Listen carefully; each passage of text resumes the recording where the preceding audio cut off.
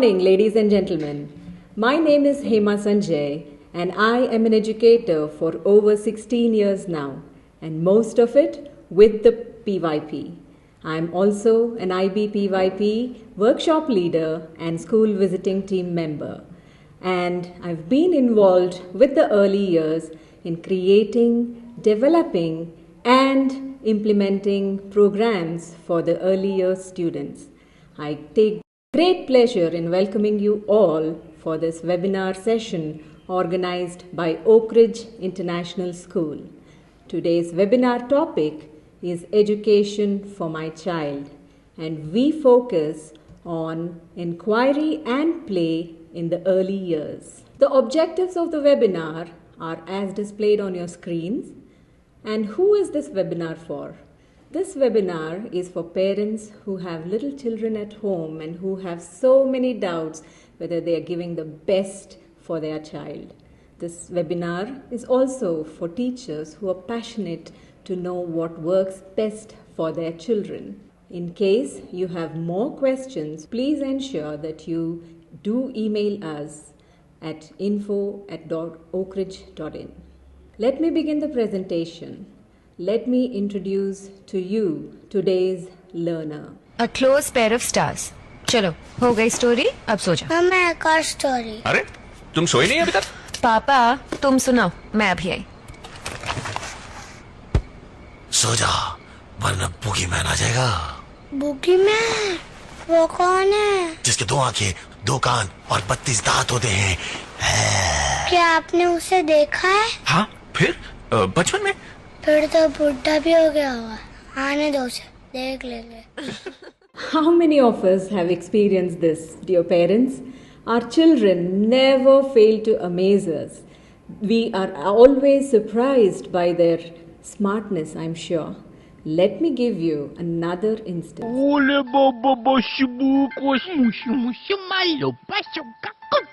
Ma, paratha, extra butter. I'm on vacation.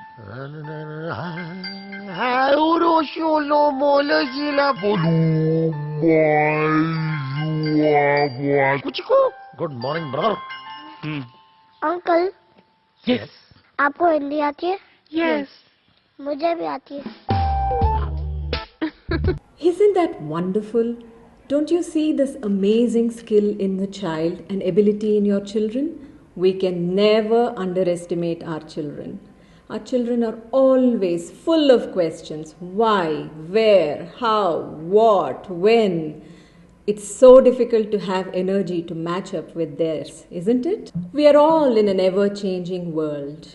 Things that happen today keeps changing tomorrow. And in such a world, did you know that there are in order to solve problems, we don't even know what the problems are. And the top 10 in-demand jobs in 2010 did not even exist in 2004. This is the kind of change that I'm talking about. And when we have situations like this, how do we ensure that we prepare our children for the future, that's for tomorrow? Just imagine, today's child will enter the job arena in 2035. I mean today's preschooler. And today's preschooler will retire in the year 2070. Ladies and gentlemen, do you have any idea how the world is going to look like then? No. So the question continues. The doubts in our minds as parents, as educators continues. Is this traditional system that we are all so used to? We studied in those traditional systems where there was one teacher and we had about 40 children, and if we were lucky, 30 children in a class. The teacher was delivering the content, we were passive listeners. So do you think this kind of a system is what our children need today? One size fits all setup?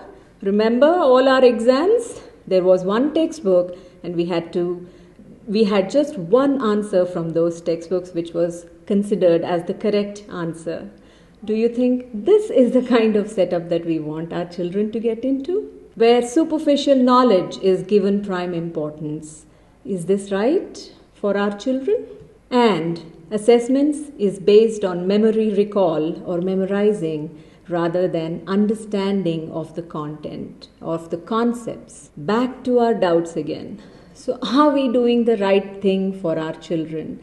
Is this the best that we can give our children? Today's learner is the 21st century learner.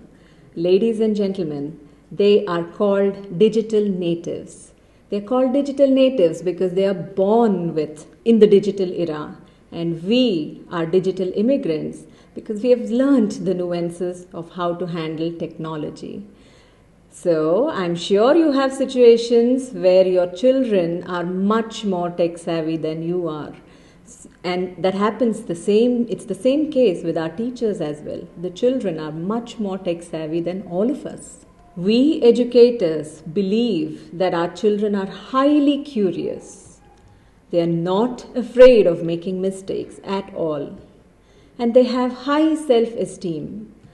So with this kind of situation, with these children, what do you think as parents, as educators, our children need to experience? Let's think about it. Let's try and understand. So what is this play and inquiry that I'm talking about, and how does it suit the need of today's learner? Let me just narrate the famous adage to all of you. Some of you must have heard about it.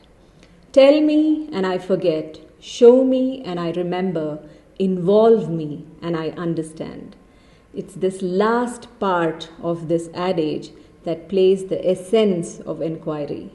Children are involved in understanding what they are learning. In our inquiry classrooms, there are no walls. By that I mean inquiry can happen anywhere and everywhere.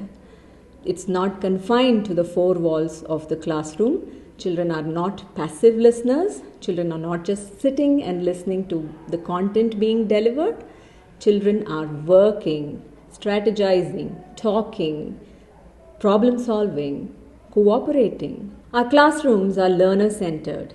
By that I mean the individual child is the focus. Children are unique. There's no one-size-fits-all setup for our children. Learner-centered means the lesson plans of the teacher is focused around individual child.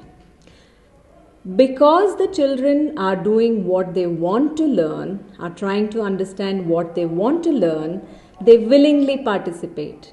They love coming to school. They love learning. And we use multiple resources. It's not just the teacher imparting knowledge. It's not a whole class approach. You will see that our classrooms have children in groups doing various activities or strategies. These are all designed with an outcome in mind. Children are creating questions of their own. We'll get to there later. The teachers encourage the children to ask multiple questions, innovate, create, and not just asking questions. The children reflect and analyze on the data, on the information that they have gathered. So there is that need to know factor involved here. With this understanding, our children make connections to their learning and to the world outside. So let me talk about the benefits of inquiry. And before I get into the benefits of inquiry, I should be telling you that inquiry starts when the child is born.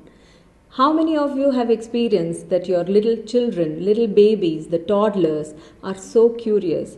They want to know more things. They recognize faces. They recognize the touch. They use all their five senses to find out more. If you see a socket, I'm sure a toddler is very curious to put his finger in the socket to see what is there.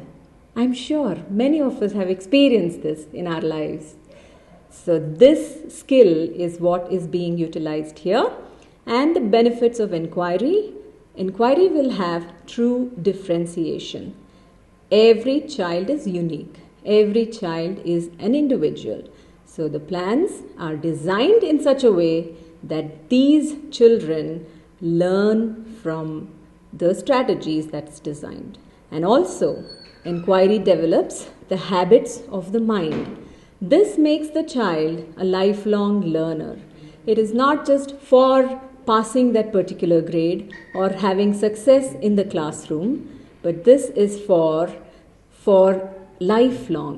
These habits the children use lifelong to ensure that they progress and they become a success. So when all this is being done by the children, what is the role of a teacher? The teacher plays a very important role. She is called the facilitator of learning. She or he is called the facilitator of learning. They provide stimulating environment and they ensure that the curriculum is relevant and engaging and is embedded in technology. Ladies and gentlemen, I have to make a point here. Embedded in technology means the application of technology, and it is not knowing about the technology. Technology is just a tool that helps, that enhances the learning in our children. The teachers also ensure that literacy and numeracy are integrated with the learning. Teaching doesn't happen in fragments in an inquiry classroom. You do not have an English class, you do not have a math class. We integrate the entire thing so that the children make meaning out of their learning and apply it. The teacher also ensures that she customizes the plans as per the needs of the children. We have children who have various abilities. Some are extremely smart and quick in picking up concepts. Some take a little time. But the pace that we follow is at the child's pace. And there's one important skill that the teacher develops in the children. She ensures that she scaffolds the learning competencies of the children. By that I mean from one level of competency to the next. So in a class, you will see children at various competency levels. The teachers also provide authentic assessments. Assessments before inquiry, continual formative assessments, and the summative assessments. Learners construct meaning. By all these experiences, we ensure that there is enough progress in the child. So how is this play and inquiry connected? Play also creates new experiences in our children. The children are able to work with groups. They learn to collaborate. They learn to cooperate. Just imagine your own work environment. What exactly is happening there? What are the skills that you are using? And is the content that you learned probably in grade 9 or 10 relevant anymore? Just have a thought about that. So play also enhances imagination and out-of-the-box thinking in our children.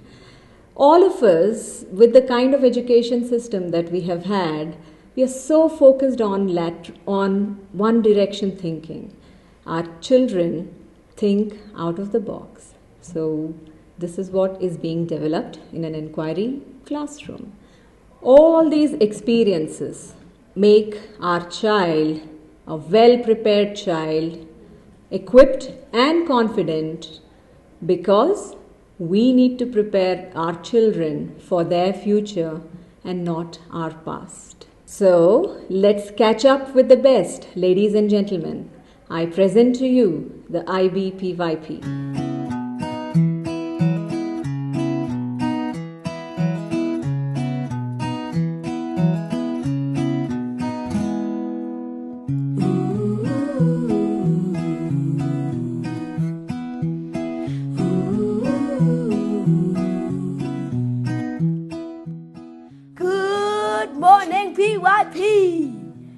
We have live action.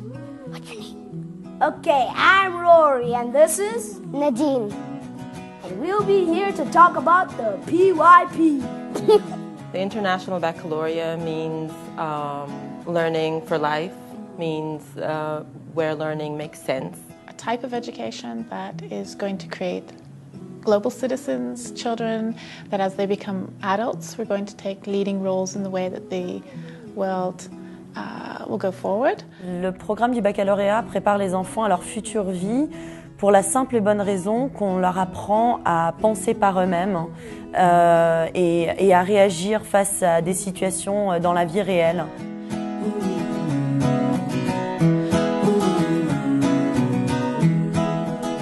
The primary years program is very special in that it's inquiry-based, and inquiry-based means allowing the learner to actually want to learn. The learner becomes responsible for his or her own learning. So it's not what the teacher wants me to do, it's not what my parents want me to do, it's what I want to do. We don't have textbooks in the sort of traditional sense.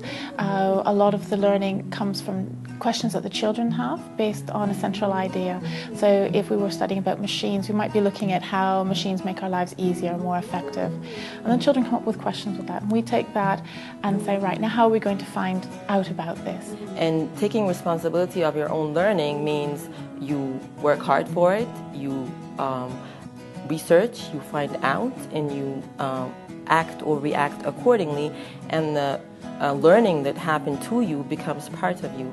The teachers here, they spend more time and they make sure people understand what we're doing. When I give the children very open-ended tasks and watch them engage in conversations with each other and how they work cooperatively to find the answer and construct knowledge for themselves, and then they bring it back upon and say, wait a minute, I've done something like this before, and they make those connections, and just seeing their faces and how engaged they are and how eager they are to try these new things is really memorable to me.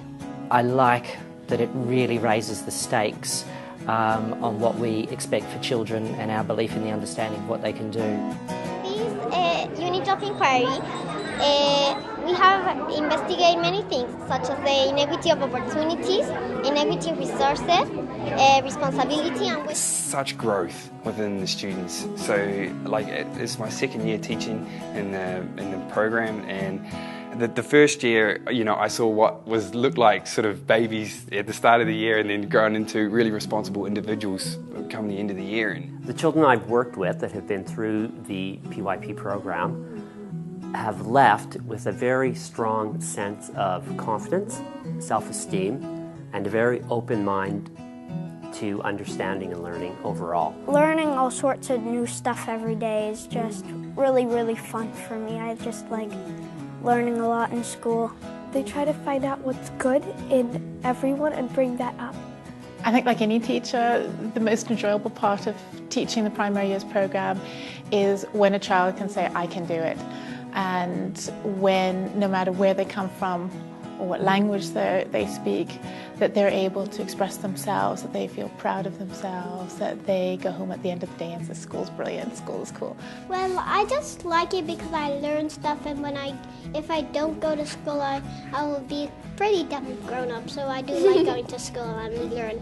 And it's fun to see my friends again. They get a chance to engage with meaningful concepts, and they get to develop different skills that will allow them to be human beings who can provoke change and challenge the thinking that we have currently in our societies. It's really important that students are able to go out and find the answers that they need.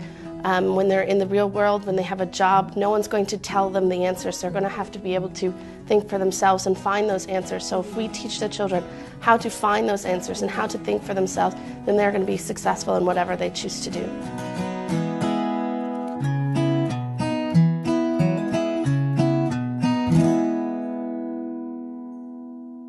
I'm sure this video set all your minds thinking, my dear parents and fellow educators. In case of any questions, dear parents, kindly ensure that you email it to us at info@oakridge.in. We will get back to you. Let me go on to the questions now. I see that there are a lot of questions that are being posted on the chat box. We will try and address them as many as possible. Thank you for your patience. Okay, we have Miss Khushbu who has asked us, are children being given homeworks? Well, Miss Khushbu, I need to tell you that homework, what we have in mind, is just not the one that is being given in our inquiry classrooms. There is an involvement of the parent, teacher, and the student together. So there you may see that there are some projects, there are some assignments which all of us together have to ensure that we help the child to develop his understanding. So it's not a conventional homework, but yes, there will be projects, assignments which will be shared with the child. Let me tell you that this has to be ensured that the role of the parents here is to ensure that the children work on these assignments by themselves. Thank you. So we have Mr. Pavan Kumar, who has asked us another question. Mr. Pavan is from Hyderabad. So while I agree that children are more tech savvy than us, but is there a way we can make it balanced for getting them addicted? I totally agree with you. Any overusage of anything is not good for us.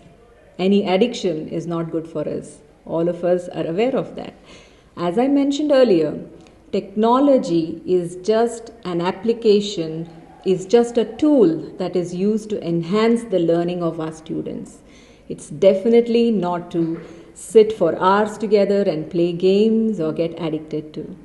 In our inquiry classrooms, technology supports the children in learning. I'll also tell you, there are some children who have problems in writing. So maybe the teacher feels that this child is able to type his answers or is able to present his understanding in the form of a presentation much more easier, where he can show his learning instead of just the pen and paper method. So that's where technology can be used. I hope that answers your question. We have another question by Miss Khushbu again. Is the syllabus in IB on par with any other curriculum? As I mentioned, the curriculum is designed by our teachers, keeping the understanding of the child. The child is in the center of any plans that we have, and the learning objectives are definitely there. We will ensure that every child learns at his own pace. So, the syllabus or the curriculum as such is focused on skill development rather than just the knowledge or the content. As you know, content can be made available to anybody at the click of a button these days. Moving on to the next question. Mr. Reddy from Hyderabad. How is this PYP inquiry methodology better than a CBSE or a CP program? Well, Mr. Reddy, I need to tell you that every program has its strengths and challenges. Let me emphasize on the strengths of the PYP. There is increased emphasis on child finding out answers for himself, and the focus is on individual child. Remember, I mentioned differentiation, whereas the whole class approach and the one right answer approach is not relevant anymore. So I hope that gives you some idea. Neelima has asked us, how about textbooks for PYP grade 1? Oh, as parents, this is one question that bothers us always, isn't it? Because knowledge that's available to us is what makes us feel very comfortable. Textbooks, we believe, educators believe, that is restricting the child's understanding to whatever is written just in the textbook. Instead of one textbook, we use multiple resources, multiple reference books. So the resource range that is available to the child is wide. So we do not limit the children, especially a grade 1 child, with just textbooks. However, textbook is definitely used as one of the resources, one of the multiple resources that I'm talking about. Mr. Sunil, how are the children prepared for competition in Indian context, or is IB only for foreign studies? This is again a very, very common question that all of us, especially the Indian parents, have in mind. I'm a parent and I've been through these doubts as well. The focus of the PYP is not just the content assessment or the knowledge. The focus of the PYP is to make the children lifelong learners, to ensure the children will know how to learn rather than just the what to learn. And with these skills being developed, of course, they will be able to be a success in whichever situation you put them. Thank you. Ms. Neha says, "Hi, I agree with the benefits of inquiry-based methodologies, but don't you think for things like sensory training and teaching letters and numbers, the Montessori approach is more effective and should be included as well?" Well, Ms. Neha, that's a very valid observation. As I mentioned, every curriculum has its strengths and challenges. And the way the teacher designs inquiry strategies in the class is to ensure that there's the knowledge, the understanding of the children moves from one level of competency to another. So the resources that she uses is totally depending on the teacher, the children that she has, and the prior knowledge that the children have. So Ms. Neelima has asked again, how's IB-PYP different from Montessori method of teaching, Montessori method of learning? I would like to say that the IB-PYP is inquiry-based. Children use all their five senses to understand, just like the Montessori, they use all their five senses to understand the nature, the world around them. So, inquiry is the base of the IB-PYP. The children sit together in a classroom. They work on strategies or provocations, as we call them. The teacher is a silent observer. She keeps writing their comments, observations, which we call as anecdotal records. And this helps the teacher plan her lessons further and take them to the next level of understanding. We have Ms. Pramada, who's asked us this question. Good morning. My child is into grade 2, and how do I know my child would be able to take the IB methodology? Very, very valid question as a parent. As a mum, even I've been through this doubt many, many times. As I mentioned earlier in my presentation, Ms. Pramada, children are born inquirers. You must have seen that a baby, a toddler, is so curious about various things around him. So they want to find out more by using all their five senses, and any child has all these three highly amazing skills that we as educators and parents need to develop. That's their curiosity, their creativity, and their confidence of not making mistakes. Mr. Raj has asked us, as you said, natives and migrants, maybe all your teachers are not natives of IB. So how do you ensure teachers too think out of the box? This is so very, very good. We have seen that it's very difficult to train an adult mind than children. We have seen that the adults become much more resilient, much more, they are not ready to accept the changes than the little ones. However, we have to ensure that the educators who come into PYP are passionate educators who have the aptitude and the attitude to learn. And there are many, many programs, IB workshops that are there, which we make the teachers attend, and the teachers are also learners in this process. Thank you. There is this question from Mr. Mick, who has asked us about trained teachers. What do we do if we don't get trained teachers? And Mr. Mick is from Delhi. So are there any agencies which train teachers for PYP? Mr. Mick, the IB has a very strong professional development setup, and it's a mandatory requirement that all teachers go through the IB-PYP workshops before they get into the class. And it's also the responsibility of the school to ensure that all the teachers are trained to impart this methodology in the class. I hope this answers your question. I have missed a couple of questions here. I think after these questions, I will end this presentation. So we have Ms. Sunaina, who's also from Delhi, who's asked us, why shouldn't I just tell the students the facts? Well, Miss Sunana, facts change. Information is got to the children at the click of a button. So please reflect, think, do you think just facts are enough? Thank you. So one last question from Mr. Raghav. How is inquiry science teaching different than hands-on science teaching? So let me repeat the question. How is inquiry science teaching different than hands-on science teaching? Mr. Raghav, hands-on is not minds-on.